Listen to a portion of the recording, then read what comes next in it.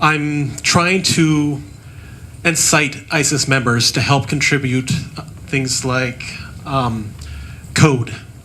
I know it's a very scary word, but I know some of you have access to coders, and we have this amazing opportunity here, because all this data does not get compiled into one place very often. And I mean, with this amount of large data, we can do amazing things. And I want to base this initiative on the open source initiative.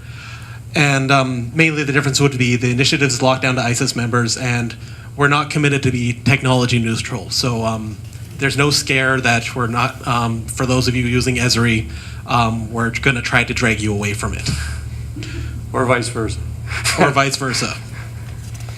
Of course, everything written in this initiative is free for distribution, so everyone gets it. The code will be public, so that way, if you do have developers, they can learn from it.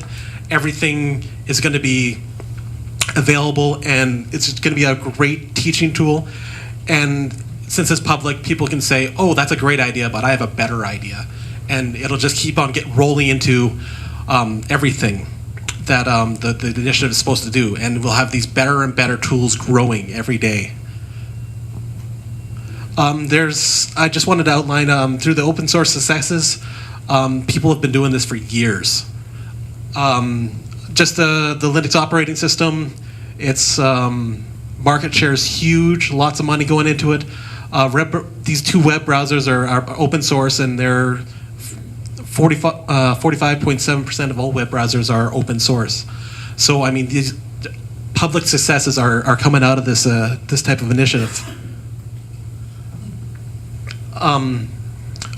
For the organization of this, ICIS has agreed to house and manage the projects. So someone you trust, the data is not going to be going anywhere you don't want to. The tools will be based on already existing or free software, so what your developers have is going to be what's used. And what we need is people. We're trying to fund some action here, and we're hoping that we can get some developers in this group to develop these tools and get everyone up and running.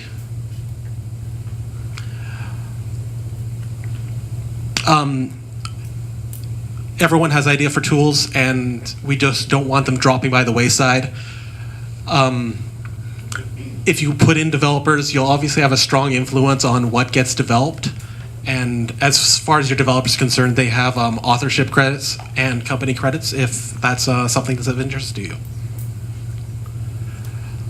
Of course, the collaboration bonuses, gaining of skills, measuring your competency, there's a social aspect, and everyone seems to be very talkative during this convention, and it's wonderful. And we're really hoping that this social thing can pass on to this community. Peer learning, rapid advancement of skills, and development for interesting new environments. Currently, the ICIS data is fed through the website. There are so many other opportunities to get this data out and published to everybody. And that's what I have to say. I know for there's some of them people in the room here. Congratulations to ICIS on 10 years. Some of us have been at this a long time.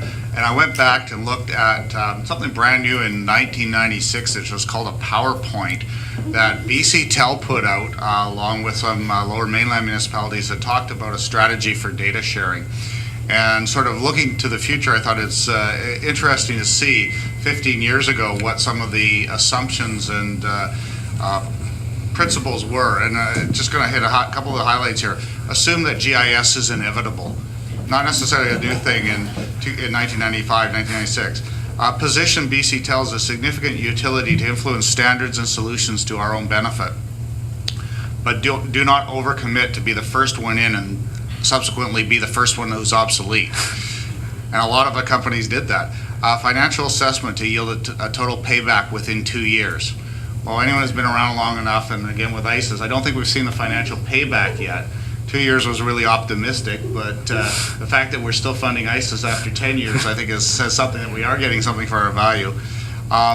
Essentially, BCTEL and other participants must perceive this initiative as an infrastructure expense shedding and not a revenue opportunity. So in other words, we came into this because there were benefits. There was a way of improving the way of doing business, and we never looked at it as something that was going to add to our bottom line. There was another page in the PowerPoint presentation that talked about some of the pitfalls. And the interesting thing is here we are 15 years later, but I think some of these pitfalls are still the same demons that we're struggling with. And actually the first one on the list was what Sue just mentioned. Information is power. Some agencies won't give it up. Too many cooks. Everyone has their own vision.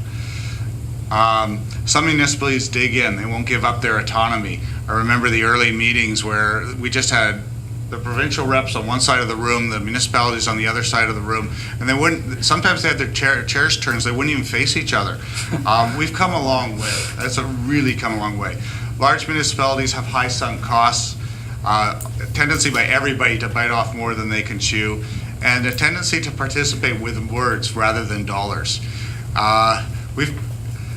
I think some of those still ring true. I think there's the aspect that everybody's still facing the financial challenges, and I have that as one of my objectives for future challenges or objectives for ICIS here going forward. I think we have to diversify our funding model. The expectation that the provincial government, the municipalities, and the utilities will continue to fund it going forward without bringing in new partners, new affiliates, is that's not a recipe for long-term survival. Yet I think where ICIS has come from, we're well positioned to be here another 10 years from now if we do that. Another challenge will be to keep pace with technology. If you think back 10 years ago, nobody knew what Google Earth was, nobody knew what Twitter was, Facebook. How many people wanted to invest in Facebook? These things didn't even exist, so it really makes me wonder, how will the open data sharing, how will this new young generation that we talk about with all these ideas and empowerment take what the tools that we have today and just come up with ideas and tools to use that we can't even envision. And essentially, I see the other role for ICIS is to continue to just enable the freedom of information and be there to enable that collaboration, because that's something that no one else can put a price on, and that's really been valuable. Thanks, Bill. That's excellent. And I think my discussion today is really about an ultimate opportunity for collaboration amongst the people in the room and many others that aren't in the room. On Thursday last week, the Land Title and Survey Authority Board made a decision, provided instruction to the LTSA executive to prepare a complete business case to build a province-wide, single-source, reliable, complete, and spatially accurate parcel fabric. So we've got the green light to do a full business case. We have until February to present that to the board, and if at that time we get the green light, we will proceed on that initiative.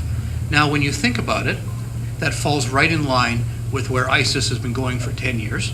It falls in line with what 188 different local governments have been doing, what many of the 203, did I get the number right, Sue? 203 First Nations have been doing, and what the utilities have done forever and a day. What we're doing is we're working with ICIS, we're working with BC Assessment, we're working with the province, and we're working with the Association of British Columbia Land Surveyors to capitalize on the investments that have been made to date and complete the collaborative efforts that have occurred to date so that we have a complete picture of the province. We treat cadastral data, the parcel data, as infrastructure.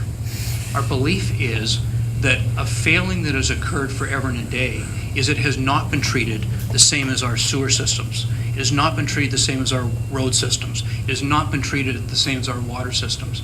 Cadastral data is infrastructure. It is actually what Western society is built on. Cadastral data, however, has generally been closed to most members of the public. For many of you that are homeowners, it is your largest investment. But the way we identify property is through a PID number, or in the case of the Crown, a PIN number. We identify it through a legal description. And I would challenge the folks of you in the room, how many of you know your PID number? Does anybody? Does anybody other than those two guys and that guy other than those three, how many of you know how many digits are in your PIN number or your PID number?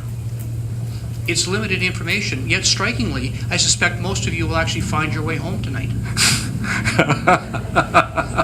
But you actually don't know where you are.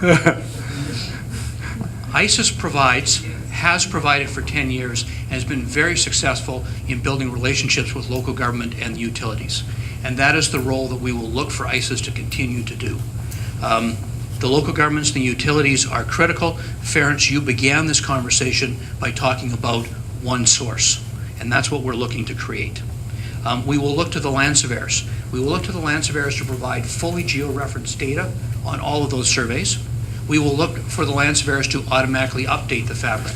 So the information that will come in as a smart file and will be uploaded directly to the fabric and allow the adjustment to happen in real time at the time the survey is completed, so that there will be a continuous improvement to the fabric at all times.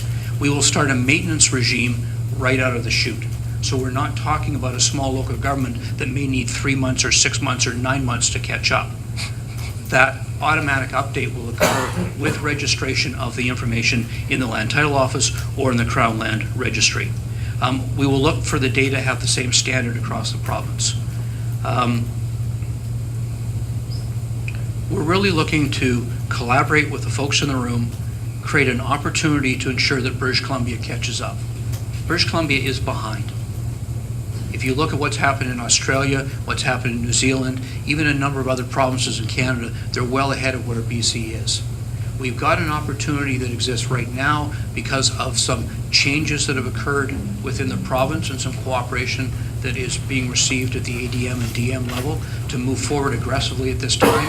As long as we've got a funding source in place, that we've got an agreement for a funding source that will allow us to go forward, as long as and through the building case we can prove out our assumptions, we'll be able to move forward after February next year and ensure that the efforts that have occurred by the folks in this room can be capitalized on and ensure that we can quickly create a province-wide, single source, reliable, spatially accurate, and complete parcel fabric for the province. So thank you.